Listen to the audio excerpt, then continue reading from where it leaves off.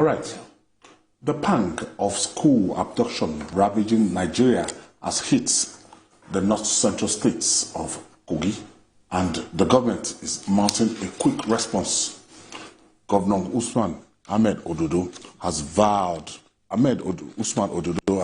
to ensure the safe return of abducted students of Confluence University of Science and Technology, SARA, a David local government area of the states. Governor Ododo made this known when he visited the university campus to assess the security situation after the abduction of some students on the campus on Thursday. The governor, who suspected sabotage regarding the abduction, assured that every necessary step, including non-kinetic measures, will be taken to ensure the safe return of the abducted students. Let's hear from Governor Ododo.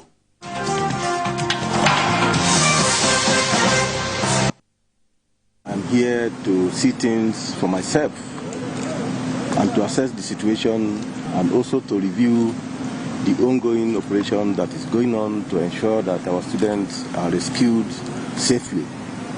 What is important here now is how to rescue our students unhurt.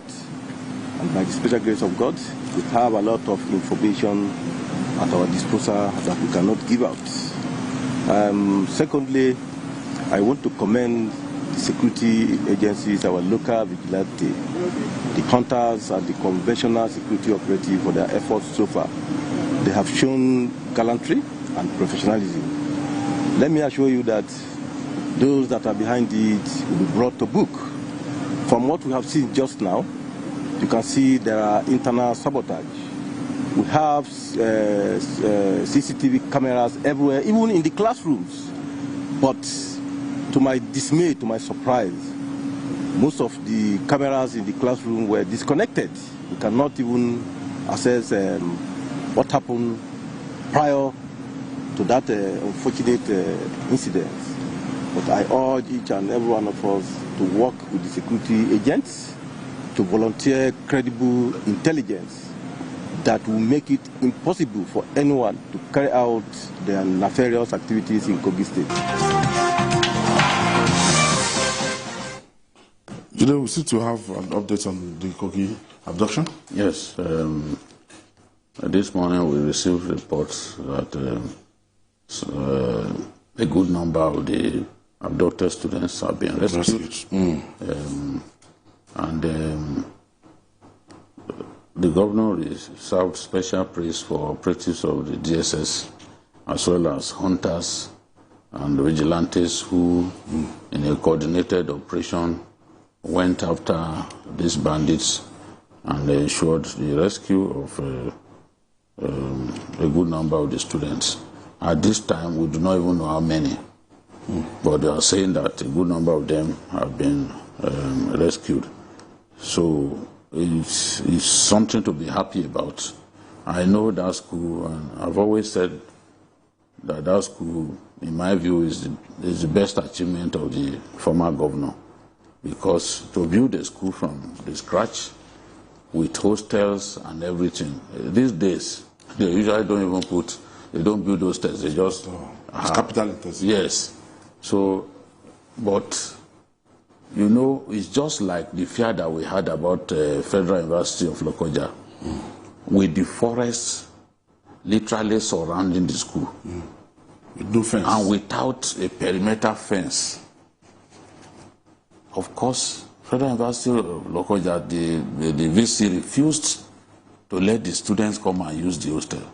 They have fantastic hostel, but he didn't think that it was safe enough to let them come and use the hostels. So they built an hostel.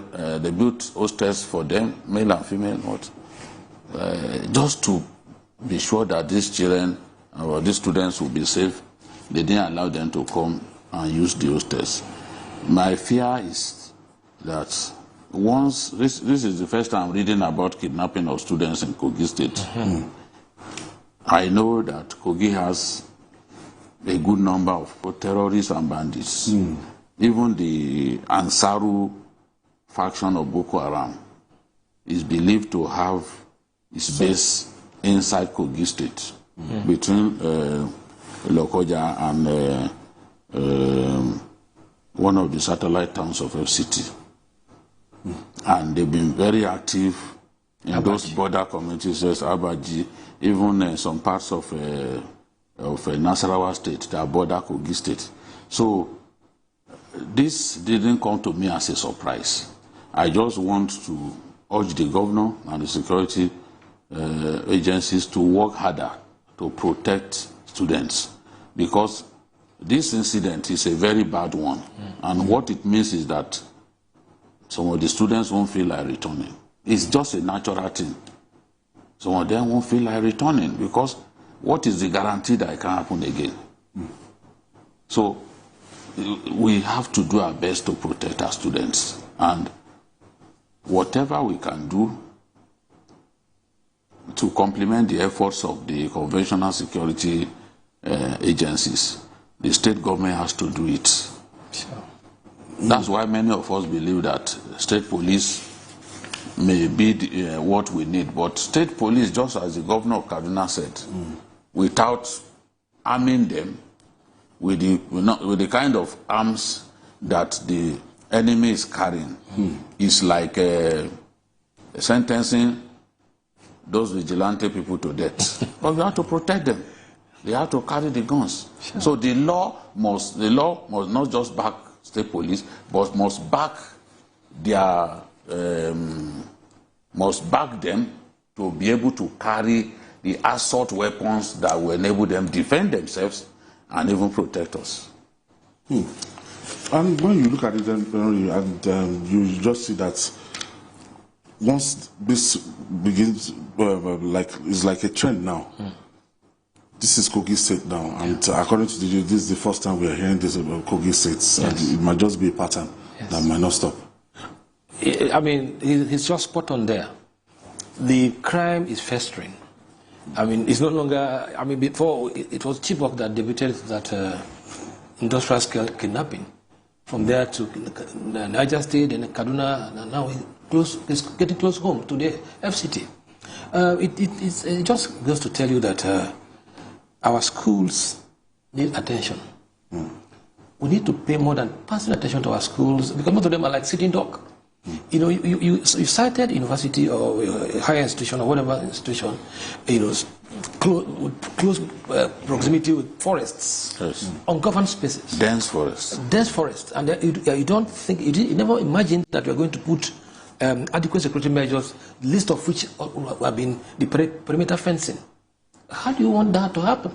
So, I mean, you know that in every bad thing, you get out some good thing out of it. The good thing we're getting here now is that it is time our government begin to understand that our schools are not safe.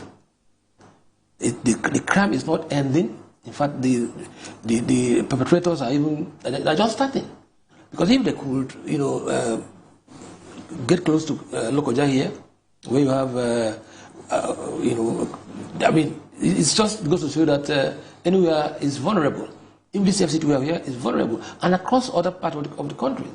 So we must wake up to this issue, because it's getting clearer to us that the problem is not just about to end. So it's quite concerning. How about the Safe School initiative that the federal government is actually trying to implement? Yeah, you know, when it was launched with fanfare at that time with Konjo Iweala, our former Minister of Finance, being the pillar behind the whole idea. But when you look at what we've been through, I was looking at some figures, hope I see how you see that we are not winning the war at all. I was looking at what has happened in the last, if you look at, we've had more than 1,680 school children abducted since Chibok in 2014. Wow, growing. Since the abduction of those 276 Chibok girls, we've had 180 school children killed. Killed. Killed. 90 injured in 70 attacks between April 2014 and December 2022. So these figures do not even include what transpired in 2023 and this year.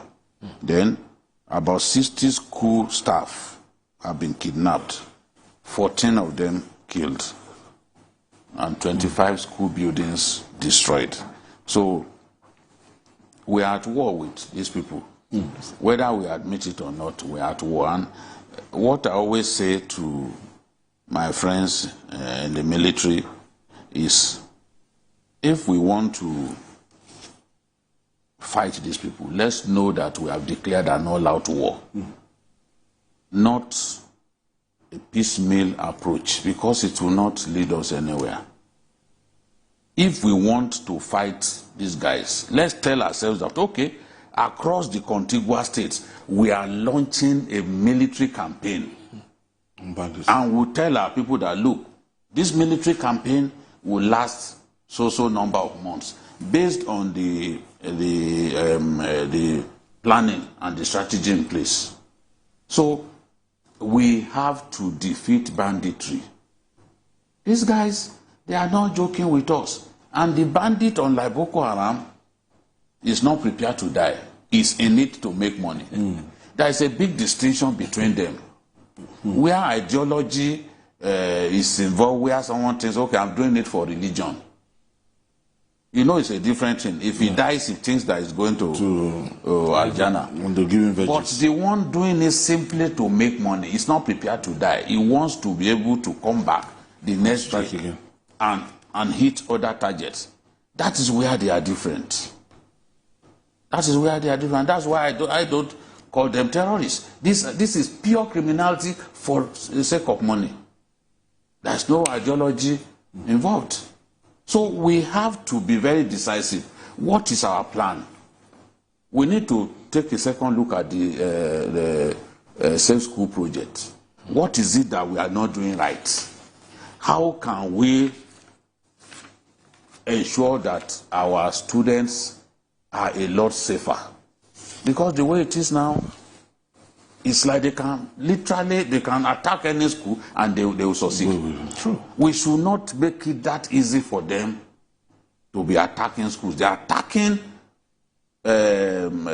students in secondary schools. They are attacking students in tertiary institutions. So it's a big problem that we face. We have to admit it and come up with the right methods and tactics that will lead us to victory against these guys. For area Chile, for a region that stacks even educationally disadvantaged region, this is like a big blow and a setback.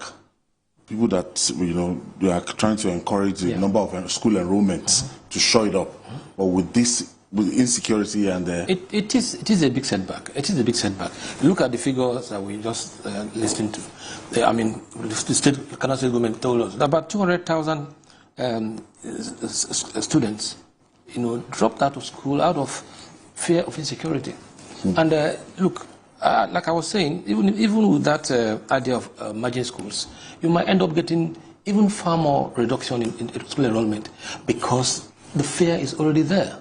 I think that government must be intentional about it. They have to understand that this is existential threat.